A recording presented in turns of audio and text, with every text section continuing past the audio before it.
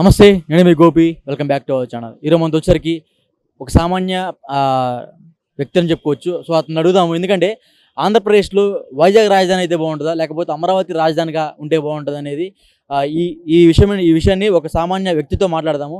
So bro, ఆంధ్రప్రదేశ్లో ఇప్పటివరకు చాలా పథకాలు అయితే టీడీపీ, జనసేన, అదేవిధంగా బీజేపీ ఈ మూడు పార్టీలు కలిసి ఒక గవర్నమెంట్గా ఫామ్ అయ్యి చాలా పథకాలు అయితే ప్రజలకైతే ఇచ్చారు. ఆ పథకాల్లో కూడా కేవలం 2-3 మాత్రమే అమలు అయ్యాయి. మిగతా పథకాలు ఎప్పుడు అమలు అవుతాయి అంటారు? ఇప్పుడు అమలు అంటే ఇప్పుడు అదే క్వశ్చన్ తెలంగాణలో కూడా ఉందండి. రేవంత్ వచ్చాక 6 గ్యారంటీలు అది అని చెప్పి మనోడు ఏం చేయట్లేదని తిడుతున్నారు జనాలు. కానీ ఏంటంటే ఫస్ట్ ఆఫ్ ఆల్ ఏంటంటే జనాలకు ఓపిక అనేది ఉండాలి. ఎందుకంటే ఇప్పుడే గవర్నమెంట్ ఫామ్ అయ్యి మీరు ఆ మాత్రం ఓపిక లేకపోతే ఎందుకు? ఇప్పుడు జగన్ గారు మాత్రం వచ్చినప్పుడే అన్ని చేయలేదు కదా, ఎవరు చేయరు. ఏంటంటే మనకు కొంచెం ఓపిక ఉండాలి. ఆ 2-3 సంవత్సరాలలో చూడాలి మనం. అప్పటికి కూడా ఎలాంటి అభివృద్ధి, మీరు ఇచ్చిన హామీలు, మీరు ఇచ్చిన పథకాలు నెరవేర్చకపోతే అప్పుడు అనండి, మీరు వాళ్ళు పడతారు. ఇప్పుడే అధికారంలోకి వచ్చిన పార్టీని పట్టుకొని ఇది చేయలేదు అది చేయలేదు అంటే ఎంతవరకు కరెక్ట్? అది అంటే మూర్ఖత్వం. అది అంటే జనాల ఒక మైండ్ సెట్ మనకి అక్కడ తెలుస్తుంది అన్నట్టు. ఓపిక అనేది ఉండాలి. ఎందుకంటే ఇప్పుడు రేపు ఎవరైనా మీరైనా మనమైనా ఒక పదవికి వెళ్ళినప్పుడు ఇచ్చిన అన్నీ చేయాలంటే టైం పడుతుంది. One by one step by step అవన్నీ ఎగ్జిక్యూట్ అవ్వడానికి, ఇంప్లిమెంట్ అవ్వడానికి గవర్నమెంట్ నుంచి పర్మిషన్ రావాలి, పైన సెంట్రల్ నుంచి ఇది రావాలి, జరుగుతాయి అన్నీ మెల్లగా. లాస్ట్ వరకు వాడు ఇచ్చిన నెరవేర్చకపోతే అప్పుడు మనమే కొట్టి తరిమి కొడదాం. దాంట్లో ఏమన్నది, ఎవడు ఊరుకోడు కదా. కాదంటది. ఇంకొకటి, ఫ్రీ బస్ అనే పథకాన్ని తెలంగాణలో చూసి ఆంధ్రప్రదేశ్లో కూడా అమలు చేశారు. అది ఎంత మేరకు రన్ అవుతుందంటారు? ఇంతవరకు మళ్ళీ ఫ్రీ బస్ అనేది ఇంకా అమలు చేయలేదు. దాని మీద మీరేం చెప్తారు? తెలంగాణలో చూసి అనే ఏం లేదు. అంటే మహిళా సంక్షేమం కోసం, ఉమెన్ ఎంపవర్మెంట్ కోసం చేసిన ఒక స్కీమ్ అది. అంటే తెలంగాణలో కూడా లేదు అది. యాక్చువల్లీ నాకు తెలిసి ఇండియాలో బెంగళూరులో స్టార్ట్ అయింది. సో అక్కడ నుంచి మన దగ్గరకు వచ్చింది. సో అది అంటే చాలా మంచిదే అది. అంటే ఒక విధంగా అంటే దానివల్ల మైనస్ నెగిటివ్ కూడా ఉంది. అంటే కొంత లాస్ కూడా అవ్వచ్చు ఆర్టీసీ డిపార్ట్మెంట్. బట్ అది 100% అది మెల్లమెల్లగా అది ఎలాగైనా అంటే అమల్లోకి వస్తుంది. ఎందుకంటే అది వాడు ఇచ్చాడు కాబట్టి, అంటే చంద్రబాబు పవన్ కళ్యాణ్ హామీ ఇచ్చారు కాబట్టి ఇంకా 100% అది ఈరోజు కాకపోయినా ఇంకా వచ్చే 2-3 నెలల్లో అయినా 100% అది ఎగ్జిక్యూట్ అయిపోతుంది. And free bus travel compulsory అయిపోతుంది ఏపీలో. ఇంకొకటి, జగన్మోహన్ రెడ్డి గారు ఓడిపోక ముందు ఒక మాట చెప్పారు, చంద్రబాబు గారు ప్రవేశపెట్టిన పథకాలు అంత సామాన్యంగా ప్రజలకు అందించలేరు, ఎందుకంటే అది టూ మచ్ ఆఫ్ బడ్జెట్. ప్రతి నెల దాదాపు ఒక 20,000 కోట్లు ప్రజల అకౌంట్లో వేయాలి.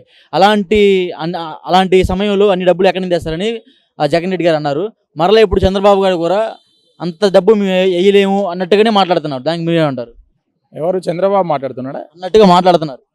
లేదు లేదు లేదు లేదు అంటే ఇప్పుడు ఎంతైనా మనోళ్ళు ఇప్పుడు రూలింగ్ పార్టీ, ఇప్పుడు జనసేన టీడీపీ రూలింగ్ పార్టీ కాబట్టి వాళ్ళకి ఆటోమేటిక్గా సెంట్రల్ నుంచి, స్టేట్ నుంచి ఫండ్స్ వస్తాయి. మోడీతోని కూడా మంచి ఏలియన్స్ ఉంది మనకి, ఎన్డీఏ ప్రభుత్వంతో. కాబట్టి ఎన్ని కోట్లున్నా ఏమున్నా, ఎంత ఫైనాన్షియల్గా ఎలాంటి ఇష్యూ ఉన్నా కానీ అన్నీ క్లియర్ అయిపోతాయి. ఎందుకంటే మోడీ అండ ఉన్నాక ఇంకా మనకి వాళ్ళకి ఏం బాధ చెప్పు. అంటే డబ్బుల పరంగా ఏం ప్రాబ్లం ఉండదు. అది ఏంటంటే సరే, వాళ్ళ గవర్నమెంట్ని డౌన్ చేయడానికి ఈ జగన్, వైసీపీ వాళ్ళు ఏదో చెప్తా ఉంటారు, అది ఇది అమలు చేయరు అంటే అంత మీ దగ్గర అంత డబ్బు ఉందా అని. కానీ ఇప్పుడు రాజకీయాల్లో డబ్బు లేని వాళ్ళు ఎవరు ఉండరండి. అంటే ఇప్పుడు ఎవరి ఆస్తి వానికి ఉంటుంది. సరే, వానికి పైనుంచి ఇప్పుడు ఎంతైనా సీఎం, ఒక డిప్యూటీ సీఎం కాబట్టి వాళ్ళకి ఏలియన్స్ నుంచి వస్తాయి డబ్బులు 100%. వాళ్ళు ఇచ్చిన ఏదైనా హామీ అయినా ఏదైనా, అది రిగార్డింగ్ డబ్బు అయినా, ల్యాండ్ అయినా, పెన్షన్ అయినా, ఏదైనా అవన్నీ చివరి వరకు అవి విజయవంతంగా అన్నీ అమలు చేస్తారు. మీరు కావాలంటే చూడాలి, ఓపిక ఉండాలి మనుషులకు, అంతే. మనం తొందరపడి ఎవరిని జడ్జ్ చేయకూడదు.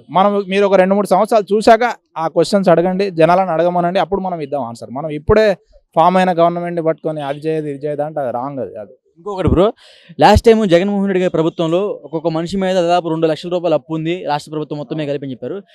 ఈ ప్రభుత్వంలో ఇంకా పెరిగే అవకాశం ఉందని చెప్తున్నారు. దానికి మీరేం చెప్తారు? పెరిగే అవకాశం ఉందంటే చెప్పలేము. అంటే ఇప్పుడు మీరు చెప్పినట్టు రాజకీయాలు ఎలా ఉంటాయంటే ఓట్ల కోసం ముందు 100 మాట్లాడతారు, తర్వాత ఎవరి క్యారెక్టర్ ఏంటో, ఎవరి బిహేవియర్ ఎలా ఉంటుందో, ఎవడు ఎలా బయటపడతాడో ఏంటో మనకు అర్థం కాదు.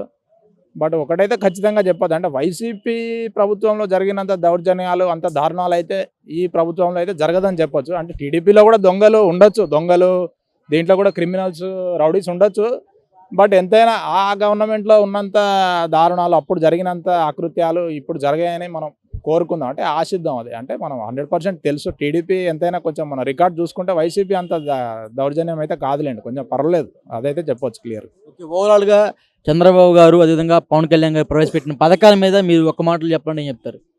చంద్రబాబు, పవన్ కళ్యాణ్ ప్రవేశపెట్టిన పథకాల మీద ఒక మాట చెప్పాలంటే, అంటే చాలా మంచి పని అనే చెప్పాలి. బట్ ఏంటంటే ఒక మాట ఏంటంటే ఒక ఒక ఇండియన్ సిటిజన్గా ఒక సిటిజన్ రెండు తెలుగు రాష్ట్రాల్లో ఉన్న సిటిజన్గా నేను చెప్పే మాట అంటే ఎవరైనా ఇస్తారండి పథకాలు హామీలు మైకులు పట్టుకొని మాట్లాడితే అయిపోదు కదా. ఆ ఇచ్చిన మాట మీద ఇచ్చిన హామీని ఎప్పుడైతే నెరవేరుస్తాడో వాడు అసలైన రాజకీయుడు.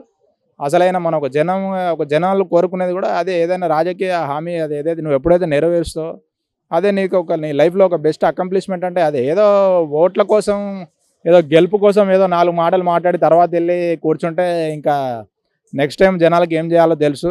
ఎవరి ఫ్యూచర్ ఏంటో మన చేతిలో ఉంటుంది కాబట్టి మనకు తెలుసు. అది ఏదైనా మీరు ఇచ్చే హామీ ఏదైనా నెరవేర్చాలి. ఒక పేదవానికి ఎవడైతే కరెక్ట్ హెల్ప్ చేసి టైంలో వాడిని ఆదుకొని వాడిని మంచి స్థాయికి తీస్తాడో వాడు అసలైన రాజకీయుడు. అది అంటే ఇంకొకటి, జగన్మోహన్ రెడ్డి గారు ఉన్నప్పుడు వచ్చిన పథకాలే సోమరిపోతులు జనాలు చేసి ఆల్రెడీ. ఇప్పుడు ఇంకా ఎక్కువ పథకాలు పెట్టారు, ఇంకా జనాలు ఇంకా ఎంత సోమరిపోతులు చేయాలని పథకాలు పెట్టారంటారు. జనాలు సోమరిపోత అంటే ఇప్పుడు సోమరిపోత అవ్వాలనుకునేవాడు ఎలాగైనా అవుతాడు బ్రో. అంటే దానికి పథకాల వల్లే అవ్వాలని ఏం లేదు. అంటే ఇప్పుడు అది మైండ్ సెట్ మీద డిపెండ్ అయి ఉంటుంది. అది ఇప్పుడు ఎలా అంటే ఇప్పుడు పథకాల వల్లనే సోమరిపోత అవ్వాలని ఏం లేదు. ఒకడు వాడు లైఫ్లో యాక్టివ్గా ఉంటే వాడు 100% యాక్టివ్గా ఉంటాడు. వాడు డల్ ఉంటే వాడు ఇలా వాడి చెడు అలవాటు ఉంటే వాడు ఎలాగైనా చెడిపోతాడు. సో పథకాల వల్ల దీని మీద ప్రభావం పడుతుందని నేను అనుకోను. ఏంటంటే ఇప్పుడు అన్ఎంప్లాయిడ్ యూత్ ఉంది. ఇప్పుడు టెట్, డిఎస్సి, గ్రూప్ 1, గ్రూప్ 2 అవన్నీ వస్తున్నాయి నోటిఫికేషన్లు. సో వైసీపీ ప్రభుత్వంలో జరిగాయి కొన్ని తప్పులు.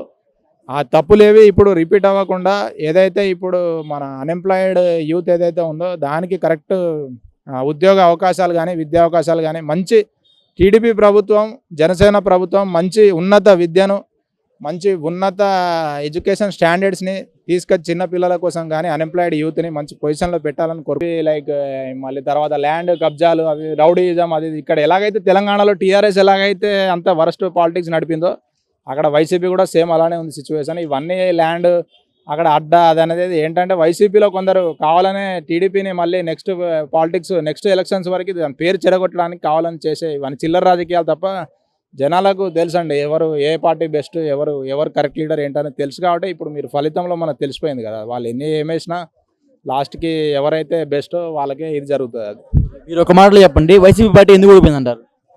వైసీపీ పార్టీ ఓడిపోవడానికి చాలా కారణాలు ఉన్నాయి. బట్ మెయిన్ కారణాలు ఏంటంటే కొన్ని వాళ్ళ అధికార బలంతో అధికార పొగరుతోని రౌడీయిజాలు, మానభంగాలు, తర్వాత పేద ప్రజలని బెదిరించి దోచుకోవడం కానీ దోపిడీ కానీ ఆ పాలన ఏదైతే ఉందో సేమ్ ఇక్కడ టీఆర్ఎస్ ఎలాగైతే అధికారంలో ఉన్నప్పుడు వాళ్ళు ఎలా రెచ్చిపోయారో సో అక్కడ కూడా అదే పరిస్థితి వైసీపీ.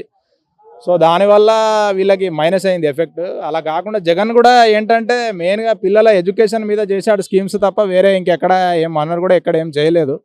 అలా కూడా దెబ్బ పడిందని చెప్పొద్దు. అంటే నాట్ ఓన్లీ ఎడ్యుకేషన్ కాకుండా ఇంకా వేరే ఫీల్డ్స్ లైక్ వేరే మన పెన్షన్ కానీ సీనియర్ సిటిజన్స్ గురించి ఇంకా వేరే స్కీమ్స్ ఇన్నోవేటివ్గా ఏమైనా క్రియేటివ్గా లైక్ లేడీస్కి ఫ్రీ బస్ ట్రావెల్ ఇలాంటివి తీసుకొచ్చి ఉంటే ఏమో మళ్ళీ గెలిచే వాళ్ళేమో. సో దానివల్ల అలా ఉన్నాయి, చాలా ఉన్నాయి. బట్ ఇవి కొన్ని మేజర్ కీ కాన్సెప్ట్స్ అన్నట్టు. అది ఇంకొకటి, మొన్న బెంగళూరు వెళ్ళాడు మన జగన్మోహన్ రెడ్డి గారు. బెంగళూరు తర్వాత హిమాలయాలకు కూడా వెళ్ళి అక్కడ ఏదో అఘోరాలను కలిసి కొన్ని వార్తలు బాగా వైరల్ అయ్యాయి. సో కలిసి అంటే వీళ్ళ మీద కుట్ర పండుదామని కలిసారా, లేకపోతే వాళ్ళని అంతం చేద్దామని కలిసారా? లేదు, మనోడు ఎందుకు కలిసాడు అంటే పాపం చాలా డిప్రెషన్లోకి వెళ్ళిపోయాడు కదా. అంటే ఏపీ ఎలక్షన్లో రిజల్ట్ అనేది ఎవడు కలలో కూడా కనుండాడు యాక్చువల్లీ. అంటే సరే వైసీపీ ఓడిపోతామని అనుకున్నారు కానీ మరి ఇంత డిఫరెన్స్తో ఓడిపోతామని ఎవడు అనుకోలేదు. అంటే చాలా హై డిఫరెన్స్ అది. అంటే లైక్ ఆల్మోస్ట్ ఒక 1:2 డిఫరెన్స్ ఉంటుందేమో అనుకో. మరి 12-13 సీట్లు అంటే చాలా, అది ఇంకా మనం వాడు జన్మలో కాదు కదా, వాడు వచ్చే జన్మలో కూడా మర్చిపోడు. అలాంటి చాలా అంటే హ్యూమిలియేటింగ్ రిజల్ట్ అది.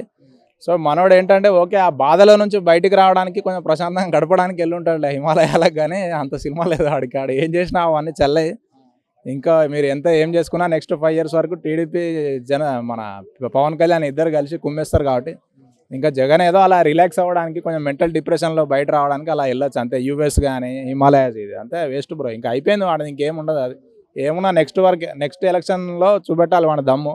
ఇంకా అప్పటి వరకు మనోడు ఏది చెల్లదు. కొన్ని వార్తలు బాగా నడుస్తున్నాయి, ఆయన పార్టీ కాంగ్రెస్ పార్టీలోకి విలీనం చేస్తున్నట్టు కొన్ని వార్తలు బాగా వైరల్ అవుతున్నాయి. సో దాంట్లో మీ ఉద్దేశం ఏంటి దాని మీద? లేదు అంటే అది అవును ఇప్పుడు ఉంటాయి బ్రో. అంటే బయట రకరకాలు 100 మాటలు మనకి వినిపిస్తాయి, డిఫరెంట్ సోర్సెస్ ఉంటాయి, ఏదో ఉంటాయి. బట్ వాళ్ళ పార్టీ అనేది ఎప్పుడు కూడా నాకు తెలిసి ఏ పార్టీతోని లైక్ మింగిల్ అనేది అవ్వదు, అంటే విలీనం అనేది అవ్వదు. వైసీపీ అనేది చాలా పవర్ఫుల్ పార్టీ. అంటే ఈరోజు అధికారంలో లేకపోవచ్చు బట్ అది ఎంతైనా ఒక one of the most powerful. ఇప్పుడు టీఆర్ఎస్ ఎలాగైతే తెలంగాణలో ఆ ఓన్ ట్రేడ్ మార్క్ ఎంత దానికి ఎలా అయితే నేమ్ ఎలా ఉందో వైసీపీ కూడా ఒక బ్రాండ్ అన్నట్టు అక్కడ. అంటే వైసీపీ ఎవరితోనే మిక్స్ అవ్వదు నాకు తెలుసు. మ్యాక్సిమం అయితే 99% మిక్స్ అవ్వదు. ఎంత పెద్ద ఆఫర్ వచ్చినా మోడీ నుంచి అయినా ఎవరి నుంచి అయినా వాళ్ళు సోలోగా ఫైట్ చేస్తారు. అదంతా నాకు తెలిసి ఫేక్, అంటే లైక్ అంటే ఫాల్స్ రూమర్స్ అవన్నీ. దాంతోనే ఏమి ఉండదని నా అభిప్రాయం. అది ఓకే, థ్యాంక్ యూ బ్రో.